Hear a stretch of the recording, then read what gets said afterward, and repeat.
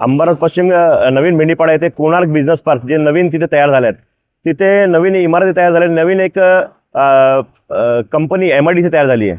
त्यामध्ये नेटक्रिस global service या नावाची एक इमारत तयार झाली आहे. त्या इमारतीमध्ये जे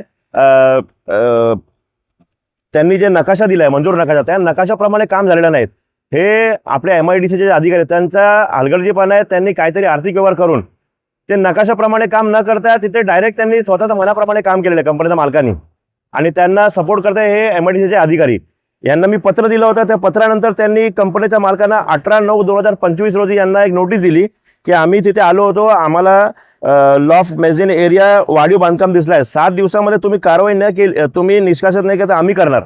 पण 18/9/2025 आज तारीख बघा काय झाली आहे.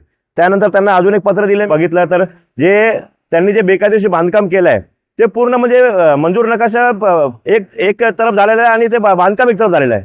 तर याचा जबाबदार कोण आहे? तुम्ही बघाल तर ते कंपनीचं जे स्ट्रक्चर ऑडिट आहे ते पण ते झालेलं, आता 1 वर्ष झालं कंपनी बनवून, आणि कंपनी पूर्ण वाकडी झालेली आहे. त्यांना OC भेटला कसा?